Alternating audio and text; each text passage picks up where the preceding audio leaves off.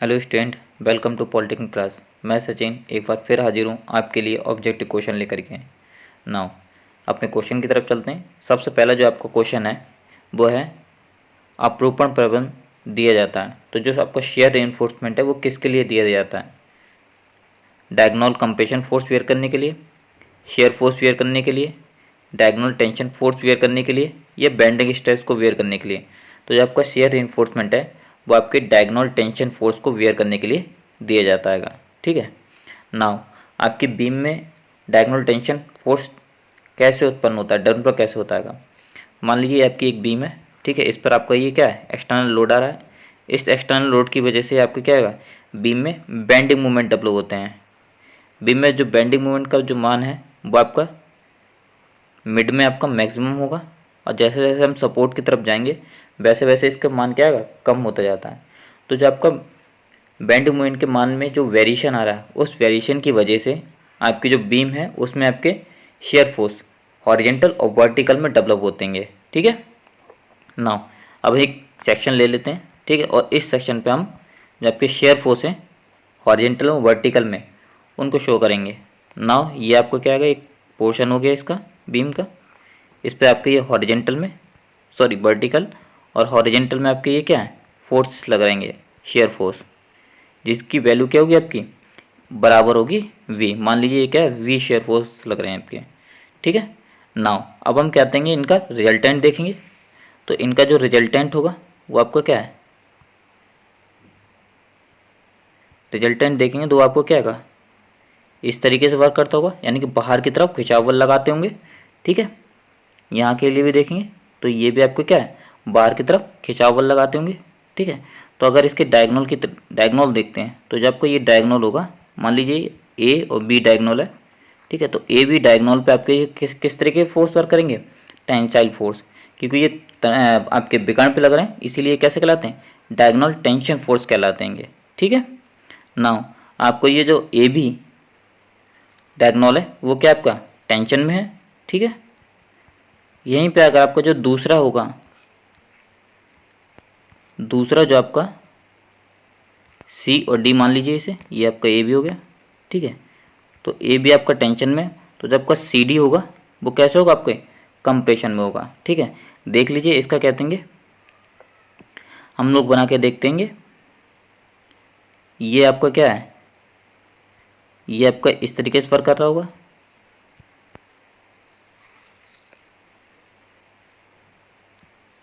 आपको यहाँ पे शेयर फोर्स वर्क कर रहा है हॉरिजेंटल में। ठीक है। वर्टिकल में आपका इस डायरेक्शन वर्क कर रहा है, तो इसका जो रिजल्टेंट होगा वो अंदर की तरफ कंप्रेस करते हुए होगा। ठीक है। इसी तरीके से ये आपका वर्टिकल में वर्क कर रहा होगा। ठीक है।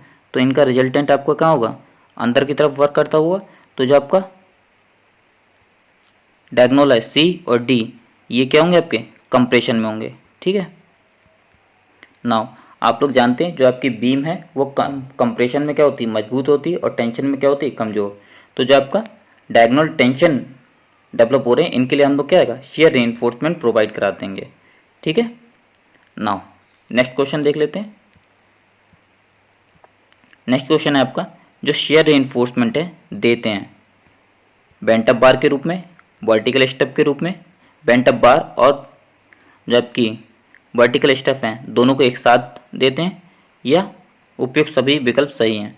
तो आपका ऑप्शन नंबर डी है वो आपका राइट होगा, क्योंकि हम जो शेयर रेइंफोर्समेंट है वो आपका वर्टिकल स्टेप, बेंट अप बार और आपके दोनों को एक साथ कंबाइंड, यानी कि दोनों को एक साथ भी शेयर रेइंफोर्समेंट में यूज़ करते हैं। तो आपका ऑप्शन जो है डी इज राइट आंसर होगा। ठीक है। नाउ नेक्स्ट क्वेश्चन देख लेते हैं। क्वेश्चन नंबर 3, उद्राक शल्लों के लिए, यानी कि जो आपके वर्टिकल स्टफ हैं उनके लिए अधिकतम अंतराल निम्न में से अधिक नहीं होगा। ठीक है। 0.7 डी और 300 mm जो भी न्यूनतम हो, 0.75 डी या 300 mm, 0.7 डी 450 mm जो भी न्यूनतम हो, 0.75 डी या 450 mm जो भी न्यूनतम हो। तो जो आपका अंतराल है, मैक्सिमम अंतराल है वो आपको 0.75 डी और 300 mm जो भी न्यूनतम होगा उससे अधिक नहीं दिया जाएगा। ठीक है, तो ऑप्शन नंबर आपका बी इज राइट आंसर हो जाएगा। ठीक है, नाउ जो नेक्स्ट क्वेश्चन है आपका, नेक्स्ट क्वेश्चन देख लेते हैं। तो नेक्स्ट आपका क्या है कि क्वेश्चन नंबर 4 में क्या पूछा गया आपसे कि जो शेयर प्रॉब्लम में, यानी कि जो शेयर रेनफोर्समेंट प्रोवाइड करा है, नट छड़ों की अधिकतम कर्तन सामर्थ्य IS कोड 456 के अनुसार ली जाती है। तो जो आपकी बेंटअप बार होती हैं उनकी जो मैक्सिमम शेयर स्ट्रेंथ कैपेसिटी मानी जाती है वो आपकी ली जाती है कि जो भी आपका नेट शेयर फोर्स मतलब जिस शेयर फोर्स के लिए आपको क्या आएगा, शेयर रेनफोर्समेंट प्रोवाइड कराना आएगा। ठीक है, तो वो शेयर फोर्स आपका क्या कहलाता है, नेट शेयर फोर्स कहलाता है। ठीक है, तो नेट शेयर फोर्स के 50% से ज़्यादा नहीं ली जाती है। ठीक है, तो ऑप्शन नंबर आपका सी जो है वो आपका राइट आंसर होगा। नाउ नेक्स्ट क्वेश्चन देख लेते हैं। क्वेश्चन नंबर 5 में क्या कहा गया है आपसे कि प्रबलित एकल प्रबलित धरन में, यानी कि जो सिंगली रेनफोर्स बीम है, अभिकल्पन यानी कि डिजाइन शेयर फोर्स आपका यू है, तो नमन कर्तन प्रतिबल ज्ञात करें। तो आपको क्या होगा, टाउ वी ज्ञात करना है, नॉमिनल शेयर स्ट्रेस आपको कैलकुलेट करने होंगे। यदि धरन की चौड़ाई आपकी बी और प्रभावी गहराई स्मॉल डी है, तो आपकी जो नॉमिनल शेयर स्ट्रेस होते हैं वो होते हैं आपके V U upon V D. ठीक है, तो ऑप्शन नंबर आपका वी इज राइट आंसर होगा। ठीक है, नाउ जो नेक्स्ट है आपका क्वेश्चन नंबर 6, 230 इंटू 400 mm प्रभावी गहराई वाले 100 दालंबित एकल प्रबलित कंक्रीट धरन पर 120 किलोन्यूटन का अभिकल्पन कर्तन बल आ रहा है। तो डिजाइन शेयर फोर्स आपके कितने होंगे, डिजाइन शेयर फोर्स आपके दे रखे हैं 120 किलोन्यूटन। डिजाइन शेयर फोर्स आपको दे रखा है 120 किलोन्यूटन। धरन में 8 mm व्यास के 2 टांगों वाले वर्टिकल स्ट्रप यूज़ किए गए हैं। तो जो आपका ASB दे रखा है वो दे रखा है आपका 2 लेग्स के 8 mm फाई के 2 लेग्स आपके स्ट्रप दे रखे हैं। धरन में M20 ग्रेड की कंक्रीट और FE 415 ग्रेड की मुख्य छड़ तथा FE 250 ग्रेड के वर्टिकल स्ट्रप प्रयोग किए गए हैं। यदि मुख्य छड़ के क्षेत्रफल के अनुसार IS 456 2000 के according design shear stress tau C 0.48 newton mm square हो तो छल्लों का अंतराल ज्ञात कीजिए। ठीक है, तो छल्लों के अंतराल के लिए हम क्या करेंगे, सबसे पहले हम क्या निकालेंगे, जो आपकी कंक्रीट सेक्शन है उसकी सामर्थ्य निकालेंगे।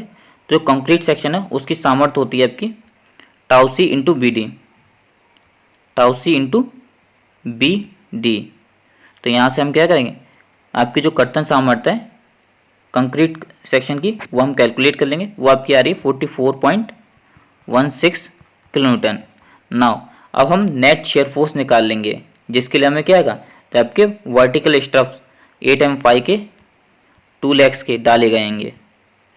ठीक है, उनके लिए क्या निकालेंगे, हम नेट शेयर फोर्स निकालेंगे। तो नेट शेयर फोर्स क्या होगा आपका, जो आपका डिजाइन शेयर फोर्स है उसमें से हम क्या करेंगे, जो आपकी कंक्रीट की कर्तन सामर्थ्य है उस कंक्रीट सेक्शन की जो कर्तन सामर्थ्य है उसको घटा देंगे। तो आपका व्यू आपका 120 दे रखा है और आपकी जो कंक्रीट सेक्शन की डिजाइन शेयर स्ट्रेंथ आई है वो है आपकी 44.16। ठीक है, इसको घटाएंगे तो आपको कितना आएगा 75.84 किलोन्यूटन कैलकुलेट होकर के आ जाएगा। नाउ अब हम क्या करेंगे, स्पेसिंग का फार्मूला लगाएंगे। स्पेसिंग का फार्मूला आता है आपका 0.87 FY ASB D upon net shear force, जिसके लिए आपने क्या है वर्टिकल स्टफ प्रोवाइड कराएंगे। तो आपका FY, जो आपका FY है वो कितना है आपका 415। ठीक है, और जो आपका ASB है आपका कितना दे रखा है, ASB दे रखा है 8 mm फाई के 2 लेग्स स्टफ्स। ठीक है, और इफेक्टिव डेप्थ आपको दे रखी है 400। ठीक है, सारी चीज़ों को पुटअप करेंगे और आपका जो अंतराल है वो कितना आएगा 115.32 mm कैलकुलेट होकर के आ जाएगा। नाउ अब हम चेक कर लेंगे कि ये जो रेइंफोर्समेंट में जो स्पेसिंग आई है वो कहते हैं आपकी मैक्सिमम से अधिक तो नहीं है, जो आपकी लिमिटिंग दे रखी है आईएस कोड के अनुसार। तो आईएस कोड के अनुसार जो आपकी लिमिटिंग वैल्यू है स्पेसिंग की वो है आपकी 0.75 डी और 300 mm, जो भी न्यूनतम होगा उससे अधिक नहीं होनी चाहिए ये वैल्यू जो आपने कैलकुलेट की है। तो इसके लिए देखेंगे 0.75 मल्टीप्लाई बाई 400 करेंगे तो आपको कितना निकल आएगा 300, यानी कि जो 300 mm से अधिक कहते हैं स्पेसिंग नहीं होनी चाहिए। तो आपकी स्पेसिंग कितने निकल गए थे 115। तो 8m5 के कितने हैं 2 lakhs स्टफ आपके सेंटर से सेंटर 115 mm की डिस्टेंस पर डाले जाएंगे। नाउ जो नेक्स्ट क्वेश्चन है आपका क्वेश्चन नंबर 7, कंक्रीट की अधिकतम संपीड़न कर्तन सामर्थ्य टाउसी मैक्स आईएस कोड 456 द्वारा प्रदान की जाती है। तो जो आपकी टाउसी मैक्स की जो है वो आपके क्या है डायगोनल कंप्रेशन के लिए प्रोवाइड की जाती है। ठीक है। नाउ नेक्स्ट है आपका क्वेश्चन नंबर 8, इस्पात यानी कि स्टील और कंक्रीट के बीच सतह पर कार्य करने वाले लॉन्गिट्यूडनल शेयर स्ट्रेस कहलाते हैं। तो जो आपका जो बार पड़ी है और बार के चारों तरफ जो आपकी कंक्रीट पड़ी होती है, ठीक है, जब हम बार पे क्या आएगा, मान लीजिए आपकी कह देंगे एक बार है जो आपकी क्या है दीवार में कंक्रीट के अंदर दबी हुई है, तो इस पर हम जब फोर्स लगाते हैं तो आपकी जो इसकी लंबाई होती है उसमें क्या आपके शेयर स्ट्रेस कहते हैं डेवलप होते हैं। ठीक है। तो ये जो शेयर स्ट्रेस डेवलप होते हैं लंबाई में बार के, तो ये आपके क्या कहलाते हैं आपके बॉन्ड स्ट्रेस कहलाते हैं। क्या कहलाते हैं बॉन्ड स्ट्रेस। ठीक है। तो option number A is right answer. जो नेक्स्ट क्वेश्चन है आपका क्वेश्चन नंबर 9 में क्या पूछा गया कि संपीड़न छड़ों के लिए तनन छड़ों की अपेक्षा अवलॉक प्रतिबल का मान लिया जाता है। तो जो आपकी टेंशन में हम जो रेइंफोर्समेंट प्रोवाइड कराते हैं, ठीक है, उनका कहते हैं कि 25% एक्स्ट्रा आपके कंप्रेशन में लिया जाता है। क्यों लेते हैं? क्योंकि जो आपकी वार कंक्रीट में धंसाना मुश्किल होता है कंपेयर किसके खींचने के, इसीलिए जो आपके बॉन्ड स्ट्रेस हैं कंप्रेशन में 25% एक्स्ट्रा लिए जाते हैं तनन की अपेक्षा। ठीक है। तो option number D is right answer होगा। नाउ क्वेश्चन नंबर 10 देख लेते हैं। क्वेश्चन नंबर 10 में पूछा गया आपसे कि लिमिट स्टेट मेथड में एकल प्रवृत्त कंक्रीट धरण के लिए विकास लंबाई डेवलपमेंट लेंथ ली जाती है। तो जो आपकी डेवलपमेंट लेंथ ली जाती है वो ली जाती है 0.87 FY 5/4 टाउ BD। ठीक है। ये आपकी किसकी हो गई? ये LD हो गई, किसमें LSM में। यहीं पे अगर हम बात करते हैं WSM की, WSM में जो आपकी डेवलपमेंट लेंथ ली जाती है वो है आपकी सिग्मा ST 5/4 टाउ BD। ठीक है। जो आपके स्ट्रेस हैं बस वही चेंज हो जाते हैं, बाकी आपका सेम रहता है। ठीक है। नाउ नेक्स्ट क्वेश्चन देख लेते हैं आपका क्वेश्चन नंबर 11। तो क्वेश्चन नंबर 11 में क्या पूछा गया आपसे कि जो तनन छड़ों की लैप लेंथ हैगी निम्न से कम नहीं होनी चाहिए। तो जो लैप लेंथ आपकी कितनी रहती है LD और 24/5 जो भी न्यूनतम हो वो ली जाएगी, या LD और जो आपकी 24/5 जो भी अधिक हो वो ली जाएगी, या आपकी LD और 35 जो भी न्यूनतम हो वो ली जाएगी, या LD या 35 जो भी अधिक हो वो ली जाएगी।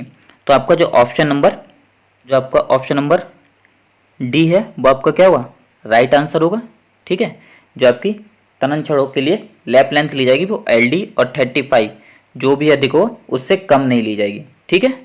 नाउ जो नेक्स्ट क्वेश्चन है question number 12, limit state method में अनुज्ञेय अवलाक प्रतिबल ब्रूपित यानी कि जो आपकी HYSD बार होती हैं HYSD बार या टोर बार जो होती हैं आपकी के लिए सादा छड़ों की यानी कि जो आपके प्लेन बार हैं उनकी तुलना में कितने ज़्यादा लिए जाते हैं। जो आपके परमिसिबल बॉन्ड स्ट्रेस हैं उनकी वैल्यू HYSD बार के लिए कितनी ली जाती है प्लेन बार की अपेक्षा। तो प्लेन बार की अपेक्षा आपकी जो HYSD या टोर बार जो हैं उनके लिए जो आपके परमिसिबल बॉन्ड स्ट्रेस लिए जाते हैं वो 60% एक्स्ट्रा लिए जाते हैं। कितने लिए जाते हैं 60% एक्स्ट्रा। ठीक है। नाउ क्वेश्चन नंबर 13 देख लेते हैं। प्रबलित कंक्रीट में डिजाइन अपरूपण प्रतिबल टाउ सी निम्न में से किस पर निर्भर करती है? तो ये आपकी टाउ सी की वैल्यू है, ठीक है, जो design shear strength of concrete tau C वो डिपेंड करती है आपकी परसेंटेज ऑफ स्टील और जो आपकी कंक्रीट की ग्रेड, ठीक है, कंक्रीट का जो ग्रेड है उस पर डिपेंड करेगी। नाउ तो ऑप्शन देख लेते हैं। ऑप्शन क्या आपका? ए सही है केवल, बी सही है, सी सही है, या ए और बी दोनों सही हैं।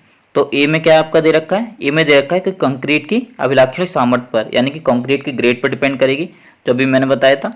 नाउ जो नेक्स्ट है आपका तनन प्रबलन के प्रतिशत पर, बिल्कुल सही बात है कि जो आपने रेनफोर्समेंट प्रोवाइड किया है उस पर डिपेंड करेगी। लास्ट है सी जो दे रखा है आपका कि इस्पात की अभिलाक्षणिक सामर्थ्य, तो ये आपका क्या है? इस पर डिपेंड नहीं करेगी। तो option number D is right answer हो जाएगा कि ए और बी दोनों पर निर्भर करेगी टाउ सी की वैल्यू। नाउ क्वेश्चन नंबर 14 देख लेते हैं। क्वेश्चन नंबर 14 में क्या पूछा गया आपसे कि इस्पात और कंक्रीट के बीच अभिलाक सामर्थ्य बॉन्ड स्ट्रेंथ आती है फ्रिक्शन की वजह से, एडिशन की वजह से, फ्रिक्शन और एडिशन दोनों की वजह से। तो option number C is right answer होगा। जो आपकी कंक्रीट है और जो आपके स्टील हैं उनमें जो आपके बॉन्ड स्ट्रेंथ डेवलप होती है वो फ्रिक्शन और एडिशन दोनों फोर्सेस की वजह से होती है। Now question number 15, standard hook के लिए स्टर्न यानी कि एंकरेज लेंथ का मान होगा। तो जो आपका स्टैंडर्ड लेंथ होता है वो आपका 180 डिग्री का होता है, ठीक है, जो हुक बनाते हैं वो आपका क्या है? 180 डिग्री के लिए। तो आपका जो हुक होगा वो कुछ इस टाइप से होगा, ठीक है। तो इसके लिए जो आपकी लेंथ ली जाती है वो आपकी लेंथ होती है 16 फाई। फाई क्या होगा? मेन छड़ का डाया। तो option number C is right answer. यहीं पे अगर हम बात करते हैं 45 डिग्री के लिए, अगर आप 45 डिग्री का हुक बना रहे हैं तो वो आपके उसके लिए जो इंक्रेज लेंथ की वैल्यू ली जाती है 45 डिग्री के लिए वो आपकी 45 ली जाएगी, 90 के लिए आपकी 85 और 135 डिग्री के लिए आपका 12 यानी कि हर 45 डिग्री पे इसकी जो वैल्यू ली जाएगी वो आपकी कितनी ली जाती है कि 4 एक्स्ट्रा, ठीक है। ये तो आपकी हो गई मेन बार के लिए इंक्रेज लेंथ की मान। नाउ अब बात करते हैं वर्टिकल स्टेप की। तो वर्टिकल स्टेप के लिए 135 डिग्री के लिए आपका कहते हैं, अगर आप क्या कहते हैं जो बेंड कर रहे हैं यहाँ पे एंड पे जा कर के, जो आपने देखा होगा कि जो आपके ये आपकी मेन बार और इंक्रीज लेंथ है, तो आपके जो हम वर्टिकल स्टेप प्रोवाइड कराते हैं उनको एंड पे जाकर क्या है बेंड कर देते हैं इस तरीके से, या आपका जो बेंड किया जाएगा वो आपको किस तरीके से किया जाएगा? ये 180 डिग्री पे हो जाएगा आपका इस तरीके से, ठीक है। तो अगर हम 135 डिग्री बेंड करें तो उस टाइम पे ये जो इंक्रीज लेंथ ली जाएगी वो आपकी ली जाती है 65, ठीक है। नाउ 180 के लिए ली जाती है आपकी, अगर 180 पे बेंड कर रहे हैं तो उसके लिए आपकी जो लेंथ ली जाएगी वो कितनी ली जाएगी? 45, और 90 डिग्री पर अगर हम बेंड कर रहे हैं, ठीक है, तो उसके लिए जो लेंथ ली जाती है वो आपकी कितने ली है?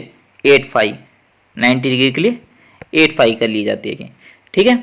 तो ये आपकी क्या इंक्रीज लेंथ हो गई ना। हम हुक प्रोवाइड क्यों कराते हैं? जो आपके हुक प्रोवाइड किए जाते हैं वो आपकी डेवलपमेंट लेंथ को बढ़ाने के लिए दी जाते हैं, जिससे जो आपकी बार है उसकी क्या है जो बॉन्ड है वो आपका बेटर बन जाए। जब कहते हैं उस पर फोर्स आए तो वो क्या है जो सीमेंट में दबी हुई है सरिया वो बाहर ना निकल के आए। तो हुक किस लिए प्रोवाइड किए जाते हैं? आपकी जो डेवलपमेंट लेंथ है, विकास लंबाई है, उसको बढ़ाने के लिए। नाउ जो नेक्स्ट है आपका इसमें क्वेश्चन नंबर 16 कि जो आपके बेंटअप बार की कर्तन सामर्थ्य कितनी ली जाती है? तो जो आपकी बेंटअप बार की जो कर्तन सामर्थ्य ली जाती है वो 0.87 FY ASB यहाँ पे जो ASB है वो आपका एरिया ऑफ बेंटअप बार है, ठीक है, मल्टीप्लाई बाई साइन अल्फा। यहाँ पे अल्फा क्या एंगल है कि आप कितने एंगल पे उसको बेंड कर रहे हैं। जनरली जो हम कहते हैं बेंड करते हैं वो आपको 45 डिग्री पे बेंड किया जाता है।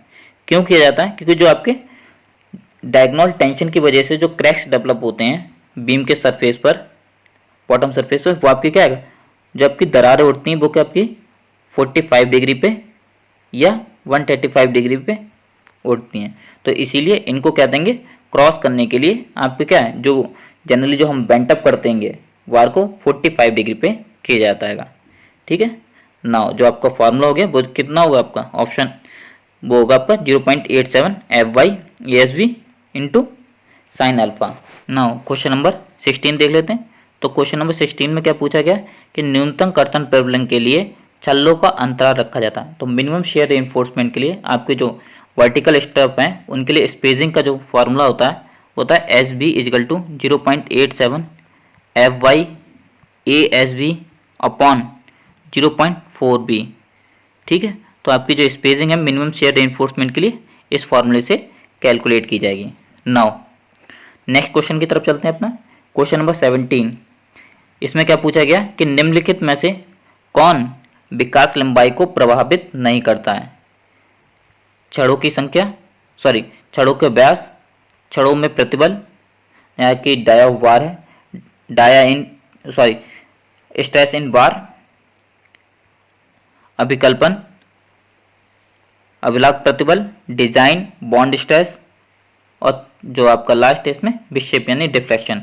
तो जो आपका ऑप्शन होगा option number A is right answer, deflection. जो आपका डिफ्लेक्शन है वो आपकी डेवलपमेंट लेंथ को क्या आएगा, इफेक्ट नहीं करता। जो आपका डेवलपमेंट लेंथ का मैंने फॉर्मूला बताया था वो था आपका क्या था आपका LD is equal to 0.87 FY upon 4 tau VD। ठीक है। यहाँ पर हम देखें टाउ VD आपके कहेंगे आपके जो आपके बॉन्ड स्ट्रेस कहलाएंगे।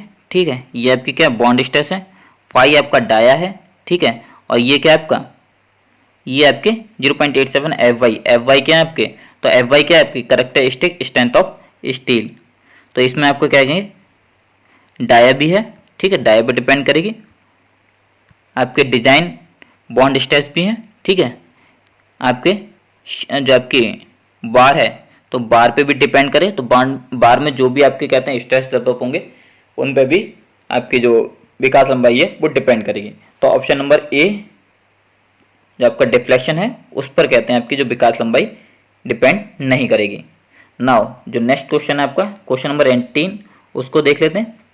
तो क्वेश्चन नंबर 18 में क्या पूछा गया आपसे कि सीमेंट कंक्रीट और इस्पाती छड़ों के बीच बॉन्ड को बढ़ाया जा सकता है। तो आपके जो बॉन्ड बढ़ाना है तो इसके लिए आप क्या कर सकते हैं, हुक दे सकते हैं, हाई ग्रेड की कंक्रीट यूज़ कर सकते हैं, छड़ों की ऊपरी सतह जो आपकी सरफेस होती है कि बार की उसको क्या है आप रफ बना सकते हैं। तो इन सभी के थ्रू आप क्या कर सकते हैं, जो आपके बॉन्ड है उनको बढ़ा सकते हैं। ठीक है। तो option number D is correct हो जाएगा। नाउ क्वेश्चन नंबर 19 देख लेते हैं। तो क्वेश्चन नंबर 19 में क्या पूछा गया आपसे, यदि डी व्यास की छड़ हो तो 45 डिग्री बैंड के हुक की जकड़ लंबाई यानी कि इंक्रेज लेंथ कितनी होगी। तो अभी मैंने आपको बताया था कि अगर 45 डिग्री पे हम मेन बार को क्या कर रहे हैं, बैंड कर रहे हैं यानी कि हुक प्रोवाइड करा रहे हैं 45 डिग्री का, तो आपका जो इंक्रेज लेंथ होती है वो आपकी कितनी होती है 4-5। तो ऑप्शन नंबर आपका क्या हो जाएगा, ए इज राइट हो जाएगा। ठीक है। नाउ क्वेश्चन नंबर 20 देख लेते हैं। क्वेश्चन नंबर 20 में पूछा गया है कि कितने व्यास की छड़ पर चढ़ाव यानी कि लैपिंग नहीं करनी चाहिए। तो जो आपकी 36 mm से ज़्यादा के डाया की अगर बार है तो उसके लिए हम क्या करते हैं, उसमें जो आपका बेल्डिंग है बेल्डिंग की जाती है, ना कि एक दूसरे के ऊपर चढ़ाव दे करके दो छड़ों को आपस में जोड़ा जाता है। ठीक है। तो ऑप्शन नंबर आपका ए इज राइट आंसर कि 36 mm से अधिक है डाया ऑफ बार का, तो उस केस में आप क्या करेंगे, उसमें ओवरलैप नहीं करेंगे, आप क्या करेंगे दो छड़ों को जोड़ने के लिए बेल्डिंग करेंगे। ठीक है। तो option number A is right हो जाएगा। नाउ आज के लिए बस इतना ही, धन्यवाद।